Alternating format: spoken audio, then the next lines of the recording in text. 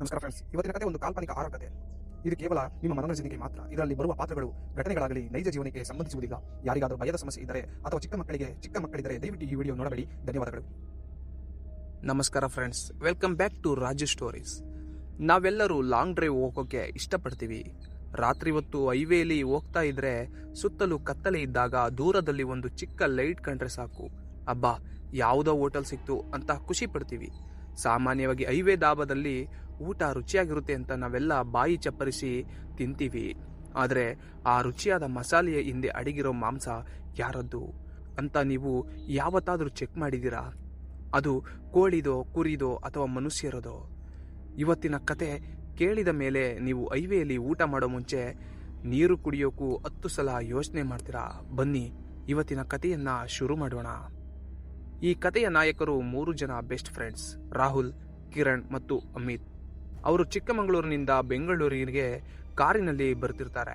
Rahul driving ಮಾಡ್ತಿದ್ರೆ ಪಕ್ಕದಲ್ಲಿ ಕಿರಣ್ ಮತ್ತು ಹಿಂದೆ ಅಮಿತ್ ಕೂತಿರ್ತಾನೆ. ಸಮಯ ರಾತ್ರಿ 1:30. ಜಾಗ ಶಿರಾಡಿ ಘಾಟ್ನ ದಟ್ಟವಾದ ಕಾಡು ರಸ್ತೆ. ಹೊರಗೆ ಧಾರಾಕಾರ ಮಳೆ ಸುರಿಯುತ್ತಿದೆ. ವೈಪರ್ ಹಾಕಿದ್ರೂ ರಸ್ತೆ ಕಾಣ್ತಿಲ್ಲ. ಅಮಿತ್ ಹೇಳ್ತಾನೆ, ಲೇ ರಾಹುಲ್, ಇನ್ನು ದೂರ, ಎಷ್ಟು ದೂರ? ಹಸಿವಿನಿಂದ ಪ್ರಾಣ ಹೋಗ್ತಿದೆ, ಎಲ್ಲಾದ್ರೂ ನಿಲ್ಸು ಅಂತ ಹೇಳ್ತಾನೆ. ರಾಹುಲ್, ಈ ಕಾಡಲ್ಲಿ ಎಲ್ಲಿ ನಿಲ್ಸೋದು ಮಚ್ಚ? ಗೂಗಲ್ ಮ್ಯಾಪ್ ಬೇರೆ ವರ್ಕ್ ಆಗ್ತಿಲ್ವಲ್ಲ, ನೆಟ್ವರ್ಕ್ ಇಲ್ಲ ಅಂತ ಹೇಳ್ತಾನೆ. ಕಿರಣ್ ಅದಕ್ಕೆ, ನೋಡು, ಯಾವ್ದಾದ್ರೂ ಲಾರಿ ನಿಂತಿದ್ರೆ ಅಲ್ಲಿ ಡಾಬಾ ಇರ್ತದೆ ಅಂತ ಹೇಳ್ತಾನೆ. ಕಾರು ಹಾಗೆ ಮುಂದೆ ಹೋಗುತ್ತದೆ. ಸುಮಾರು 5 ಕಿಲೋಮೀಟರ್ ಹೋದ ಮೇಲೆ ದಟ್ಟ ಕತ್ತಲೆಯಲ್ಲಿ ಒಂದು ಮುಸುಕಾದ ಹಳದಿ ಬಲ್ಬ್ ಮಿನುಗುತ್ತಿರುವುದು ಕಾಣುತ್ತದೆ.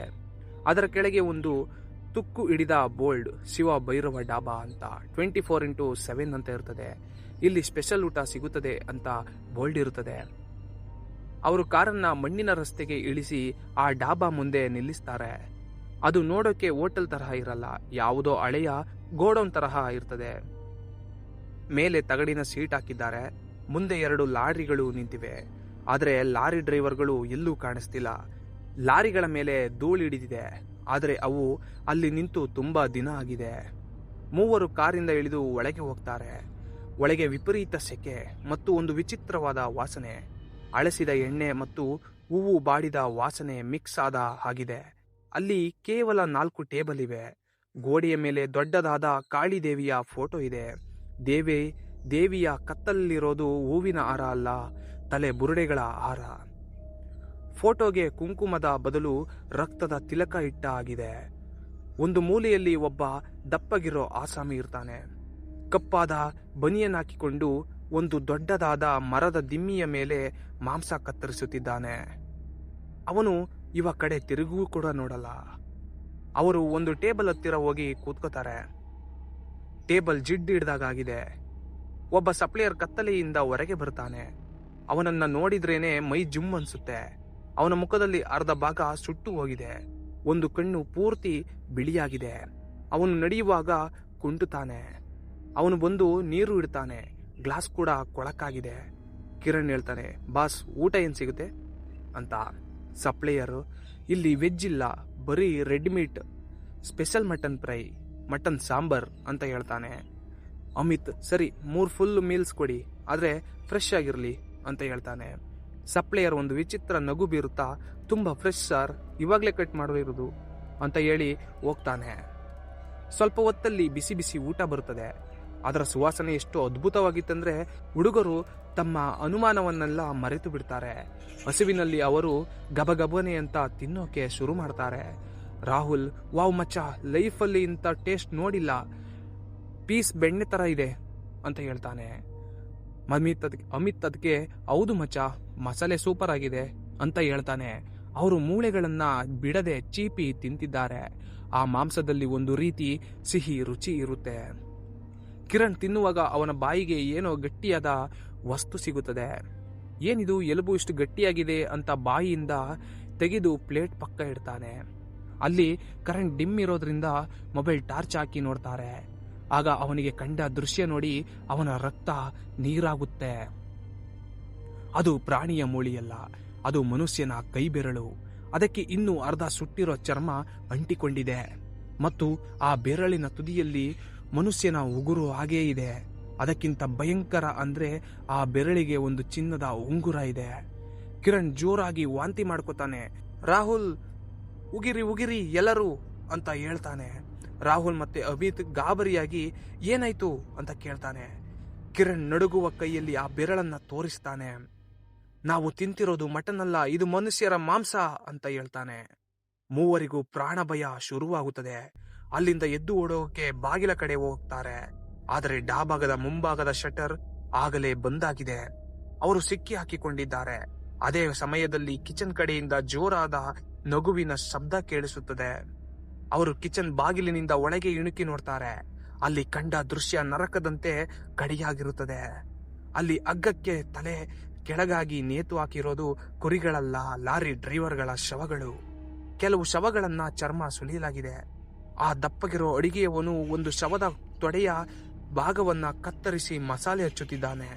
ಮೂಲೆಯಲ್ಲಿ ಲಾರಿ ಡ್ರೈವರ್ಗಳ ಬಟ್ಟೆ, ಪರ್ಸ್ ಮತ್ತು ID ಕಾರ್ಡ್ಗಳ ರಾಶಿ ಬಿದ್ದಿವೆ. ಆ ಸುಟ್ಟ ಮುಖದ ಸಪ್ಲೈಯರ್ ಇವರನ್ನ ನೋಡ್ತಾನೆ. ಓ, ಅತಿಥಿಗಳಿಗೆ ವಿಷಯ ಗೊತ್ತಾಯ್ತು ಅನ್ಸುತ್ತೆ, ಇವರನ್ನೇ ಮುಂದಿನ ಊಟಕ್ಕೆ ರೆಡಿ ಮಾಡು ಅಂತ ಅಡಿಗೆಯವನು ಹೇಳ್ತಾನೆ. ಅಡಿಗೆಯವನು ಕೈಯಲ್ಲಿ ರಕ್ತಸಿಕ್ತವಾದ ದೊಡ್ಡ ಕತ್ತಿ ಹಿಡ್ಕೊಂಡು ಇವರ ಕಡೆ ಬರ್ತಾನೆ. ಸಪ್ಲೈಯರ್ ಕೈಯಲ್ಲಿ ಒಂದು ಕೊಡಲಿ ಇರುತ್ತದೆ. ರಾಹುಲ್ ಹೇಳ್ತಾನೆ, ಕಿಚನ್ ಹಿಂಬಾಗಿಲು ತೆರೆದಿದೆ, ಓಡಿ ಅಂತ. ಮೂವರು ಕಿಚನ್ನ ಮೂಲಕ ಹಿಂಬಾಗಿಲಿಗೆ ಓಡ್ತಾರೆ. ಅಲ್ಲಿಂದ ನೇರವಾಗಿ ಕಾಡಿನಗೆ ಹಾರುತ್ತಾರೆ. ಮಳೆ ಇನ್ನೂ ಜೋರಾಗಿ ಬರ್ತಿದೆ. ಕತ್ತಲೆಯಲ್ಲಿ ಮುಳ್ಳು ಕಲ್ಲು ಯಾವುದು ಕಾಣ್ತಿಲ್ಲ. ಬರೀ ಪ್ರಾಣ ಉಳಿಸಿಕೊಳ್ಳೋದಕ್ಕೆ ಓಡ್ತಿದ್ದಾರೆ. ಹಿಂದೆ ಆ ನರಭಕ್ಷಕರು ಟಾರ್ಚ್ ಹಿಡ್ಕೊಂಡು ನಾಯಿಗಳ ತರಹ ಅಟ್ಟಿಸಿಕೊಂಡು ಬರ್ತಾರೆ. ಎಲ್ಲಿ ಹೋಗ್ತೀರಾ, ಇವತ್ತು ನೀವೇ ಸ್ಪೆಷಲ್ ಅಂತ. ಓಡುವಾಗ ಅಮಿತ್ ಕೆಸರಲ್ಲಿ ಜಾರಿ ಬೀಳ್ತಾನೆ. ಅವನ ಕಾಲು ಉಳುಕುತ್ತದೆ. ರಾಹುಲ್, ನನ್ನ ಕೈ ಹಿಡಿಯೋ, ಹೇಳಕ್ಕೆ ಆಗ್ತಿಲ್ಲ ಅಂತ ಹೇಳ್ತಾನೆ. ರಾಹುಲ್ ಮತ್ತು ಕಿರಣ್ ಅವನನ್ನ ಎತ್ಕೊಂಡು ಓಡ್ತಾರೆ. ಆದರೆ ಅಷ್ಟರಲ್ಲಿ ಗಾಳಿಯಲ್ಲಿ ಒಂದು ಕೊಡಲಿ ತೂರಿ ಬರುತ್ತದೆ. ಅದು ನೇರವಾಗಿ ಅಮಿತ್ನ ಬೆನ್ನಿಗೆ ನಾಟಿಕೊಳ್ಳುತ್ತದೆ. ಅಮಿತ್ ರಕ್ತ ಕಾರುತ್ತಾ ಕುಸಿದು ಬೀಳ್ತಾನೆ.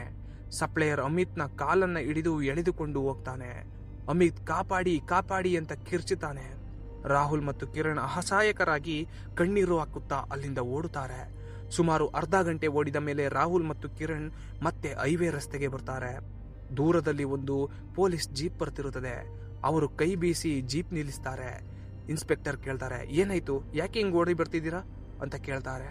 ರಾಹುಲ್ ಅಳ್ತಾ ಹೇಳ್ತಾನೆ, ಸರ್, ಆ ಡಾಬಾ ಅಲ್ಲಿ ಮನುಷ್ಯರನ್ನ ಕೊಂದು ತಿಂತಾರೆ, ನಮ್ಮ ಫ್ರೆಂಡ್ನ ಕೊಂದ್ರು ಅಂತ ಹೇಳ್ತಾರೆ.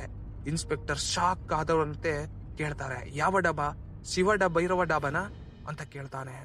ಕಿರಣ್, ಹೌದು ಸರ್, ಅದೇ ಡಾಬಾ, ಬನ್ನಿ ಪ್ಲೀಸ್ ಅಂತ ಹೇಳ್ತಾನೆ. ಇನ್ಸ್ಪೆಕ್ಟರ್ ಹೇಳ್ತಾನೆ, ಹುಡುಗರೇ, ನಿಮಗೆ ಏನೋ ಭ್ರಮೆಯಾಗಿದೆ. ಆ ಡಾಬಾ 10 ವರ್ಷಗಳ ಹಿಂದೆಯೇ ಸುಟ್ಟು ಹೋಗಿದೆ.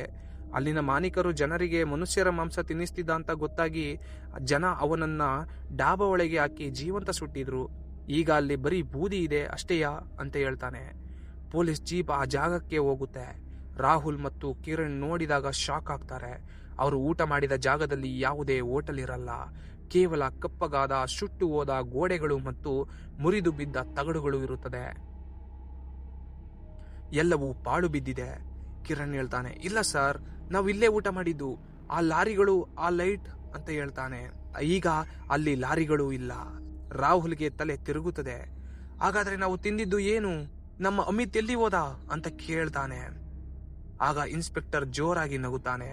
ಆ ನಗು ಆ ಡಾಬಾದಲ್ಲಿದ್ದ ಅಡುಗೆಯವನ ನಗುವಿನಂತೆಯೇ ಇರುತ್ತದೆ. ಇನ್ಸ್ಪೆಕ್ಟರ್ ಹೇಳ್ತಾರೆ, ಜನ ಸುಟ್ಟಿದ್ದು ಡಾಬಾನ ಮಾತ್ರ, ಆದ್ರೆ ಬಿಸ್ನೆಸ್ ಸುಡೋಕೆ ಆಗ್ಲಿಲ್ಲ.